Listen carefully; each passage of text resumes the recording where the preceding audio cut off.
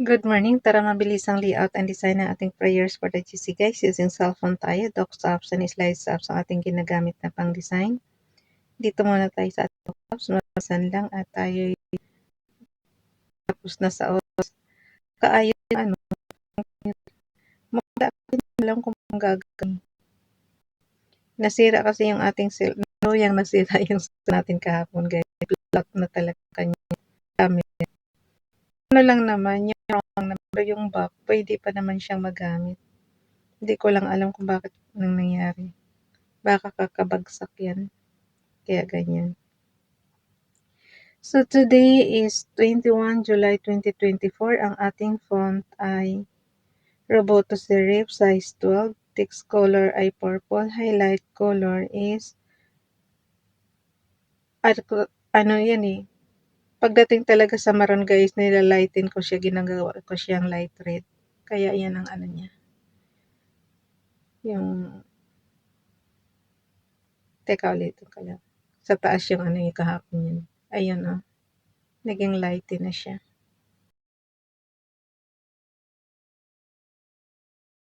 Okay guys, type na natin yung 21 July 2024 from Family GC. Mga gustong sumali sa Family GC, pakicontact yung aming founder, Harry P. De La Cruz, or yung mga admins ko, founder Muti, admins Roger Pacatang, Eileen Samurin, Aiki Akma, Sara Galinga, Nanay Elsa Samari Katang, inyong lingkod, Ralph Lion, Pagubo Vlogs.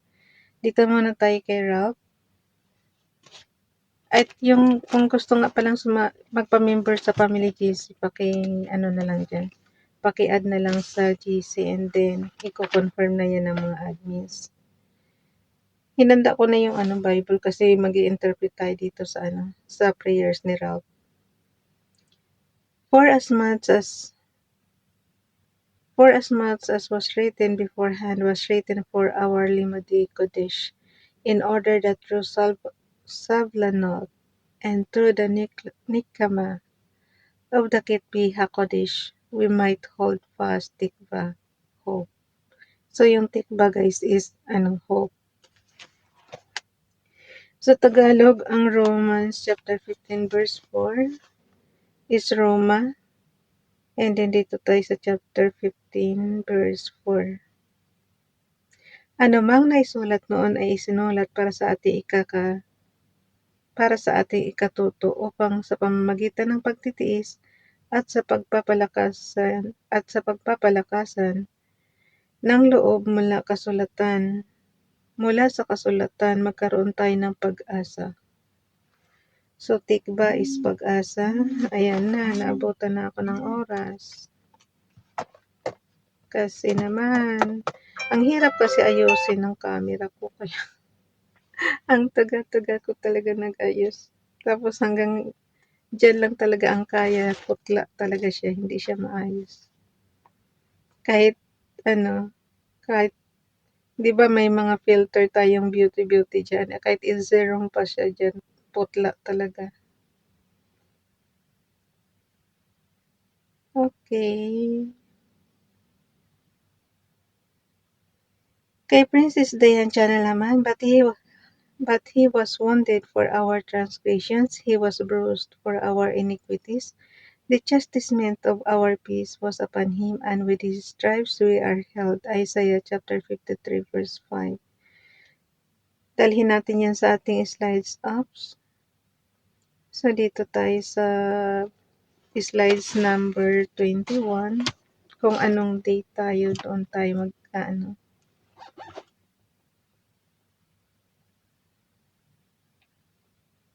Number 21.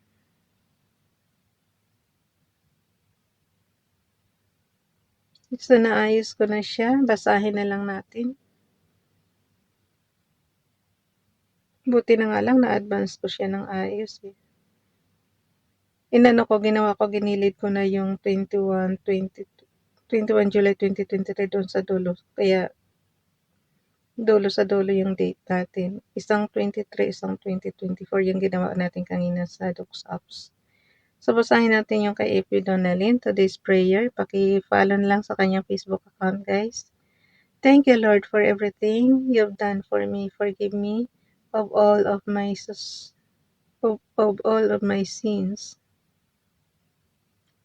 Be the Lord of my life. Create in me a clean heart and the right spirit within me. Renew my mind. Heal me from the heart of my past. I love you and need you. Cover me with your precious and holy blood, as well as my family, my friends, and my life projects. Give me your dream, Lord, bless and protect everyone that seeks you, needs you, and believes in you. In Jesus' name, Amen. Dito naman tayo kay Ronilo Ligaspi Vlog. James chapter 5 verse 16, therefore confess your sins to each other and pray for each other so that you may be healed. The prayer of a righteous person is powerful and effective. Nakalagay guys, the prayer of a righteous person is powerful and effective. So, para maging effective yung prayers natin, dapat righteous person tayo. Ako nagko-confess ako ng mga sins ko. Halimbawa, napapamura tayo ng wala sa oras, di ba? Hindi mo yan maiwasan. Yung kino-confess natin yan kay Father God. Inaano natin, tawag nito, hinihingi natin yan ng tawad sa Kanya. Kahit naman sino, makasalanan naman, wala namang perfect na tao. Pero hangga't maaari, iwasan natin na yung, kasi pag halimbawa ganitong papatanda na tayo guys, ibig sabihin na sa huling bahagi na tayo ng buhay natin. So, kailangan mag-ano na kayo, repentance na talaga kailangan. Kasi sabi nga ko ano yung huli mong gawa na ginawa dito sa earth is yun yung talagang mabibigyan ng ano. Kaya nga sabi ko, masama ka nung una pero naging mabuti ka naman sa huli. Mapapatawad ka.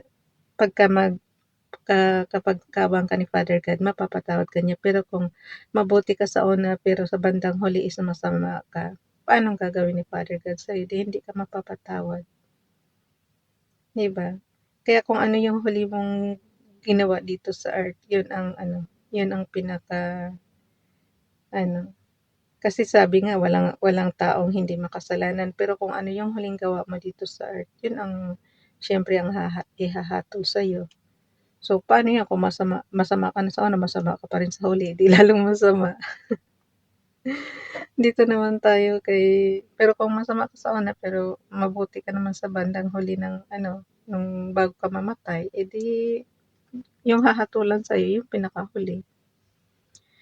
Okay, dito tayo sa July 21, 2023. Last year ito guys. Kaya nire-repost lang natin para dagdagan nyo na lang ng sarili nyong prayers.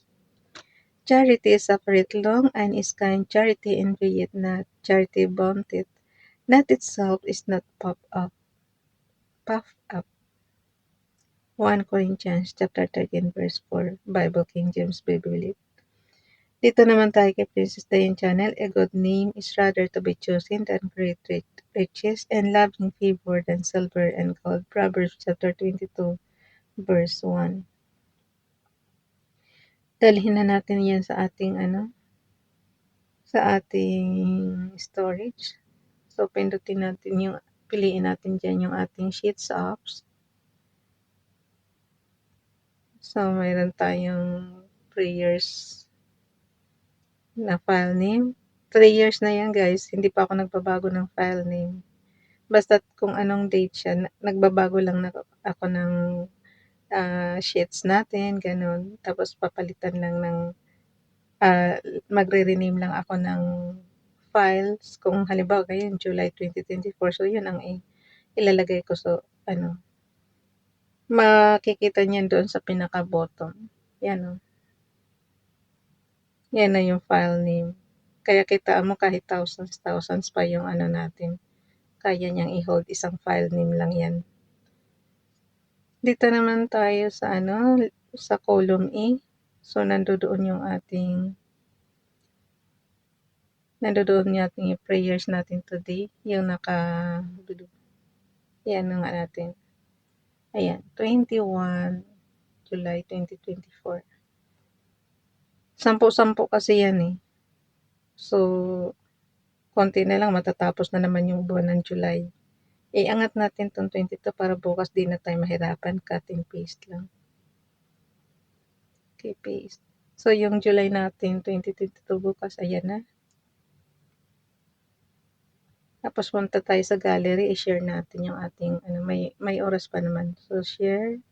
Piliin natin yung chats kung saan mo i-ano, chats tayo. And then ilalagay natin dito 21 July 2024. Tapos lagay natin yung ating heart. Prayers for the Jesus from YTC Sir Playan Pag-vlogs, paki-subscribe. Princess Dayan Channel, paki-subscribe. Ronelo Ligaspi Vlog, paki-subscribe. And FB Donalyn, paki-follow sa kanyang Facebook account. And then we have here, happy Sunday everyone. Yung pinaka ano natin. Oh no. Na ano ko. Happy Sunday everyone. Enjoy your day off guys. Kasi day off natin ngayon. Pero hindi ako lalabas. Sa next, ano na ako lalabas. Next Sunday na ako lalabas. Keep safe and God bless us. Amen. Tapos ipasa na natin yan. Okay. Search natin.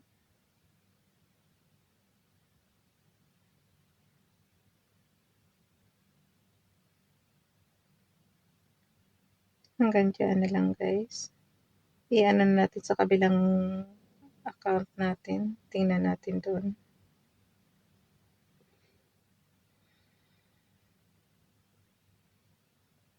Ang init na kasi. So, ipasa ko lang siya sa pamilya natin sa Pilipinas. Copy. And then, share natin yung ano, ipipaste lang natin. Para hindi na ako mag-type, ginagawa ko copy and paste na lang. Para save ng ano, oras. So, search natin yung family natin. Okay. Wala, sobrang late na ako lalabas ng kwarto. Wala eh. Bye everyone. God bless.